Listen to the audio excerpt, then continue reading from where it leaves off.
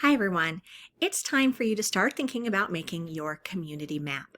This assignment sometimes makes students a little uneasy because it's very open-ended, it's very artistic, and it's very personal to you. There will be no two students whose community maps will look the same, and that's how it should be, right? Because we're all individuals.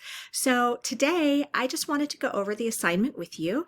And toward the end, we'll talk about the things that you really need to make sure you include in your community map and a few of the tools that are at your disposal to create your community map. So let's go ahead and dive in.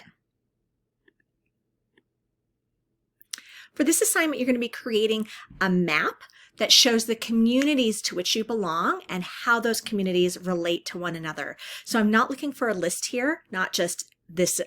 Here are 5 communities that I belong to.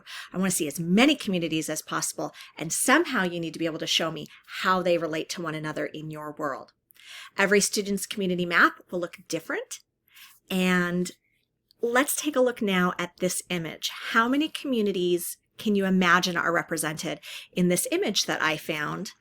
Let's take a look.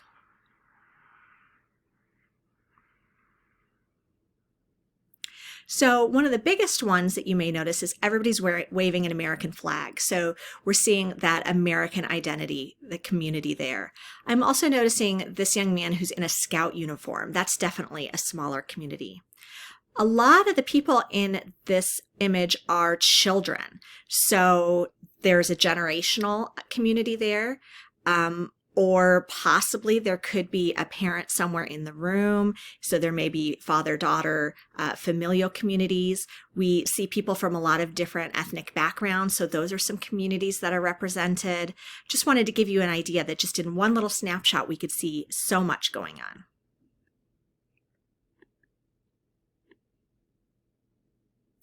Okay, so to begin, first thing you should do is just brainstorm and plan this out.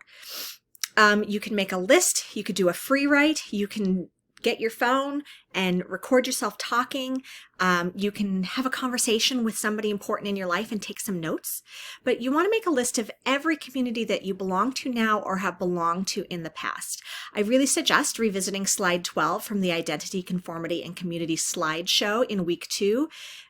Which talks about different ways we find community. So that's a great place to start. So some questions for you. To what communities do you belong? By choice? By birth? Are there any communities that you made the choice to leave as you've gotten older? Are there any communities that you found a home in as you've gotten older because you realize, who you are and what's important to you? Are there some that you are part of physically, and maybe there are some that you engage with only online?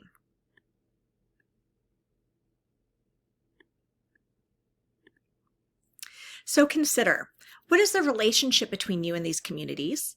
What is the relationship between these communities and each other? And what issues are faced by your specific communities? I don't specifically ask you in your community map to write about the issues that are faced by your communities, but you may choose to. As you know, this is one theme that you could explore in your research paper, so I just want to get those gears turning. I want you to start thinking about the issues faced in specific communities of which you are a member. Now it's time to conceptualize. How might you create that visual map of your communities and your place within them in a way that uses both words and images? I'm not going to show you any student examples of a community map because then your brain might get locked into this is just one way to do it. Any way that you can use words and images to show your communities and how they relate to one another works for me. And then it's time to create it. I want you to think of this as an artistic representation of who you are as viewed through the lens of community. The format of this map is up to you. I have students every semester who draw it by hand and then take a photograph and upload that photograph for me, or you can create it digitally using one of the tools that we're about to look at together. Guidelines. Make sure that you include as many of your communities, big and small, as you can come up with. I think 5 is too small, frankly. I could name 5 pretty non-personal communities that I'm a member of right now, so dig deeper. Again, look at that slide number 12 from Identity, Conformity, and Community to help you think about how you've come into these communities. You must use images and words. I don't want a map that's just pictures. I don't want a map that's just words. I need both. And you must show a relationship somehow between them. I'm not really looking for a list, okay, unless you give me some sort of way to explain how the items in the list work together. Lastly, there is a rubric at the bottom of the assignment. Just check out how I'm going to score you and think about what grade you think you're going to receive before you submit. So at the bottom of the assignment, there are a few options listed for web tools that you can use to create your map. There's one called Coggle here. I've never used Coggle personally, but I've looked through it in order to make this presentation, and it looks pretty cool. I don't even know what topic this person is exploring here, but you know, that's an option. Canva is something that I actually have used quite a bit in my own life.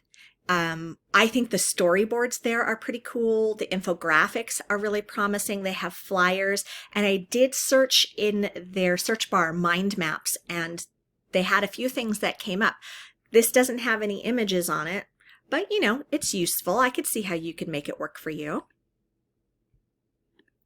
I have had students with this assignment go to Prezi. You may have used Prezi in past classes of yours, but it's a really cool way to create, instead of just a slideshow like Google Slides like I use, it's a way that you can zoom in and out of different slides and talk about them and kind of show that relationship by how you move from one slide to another.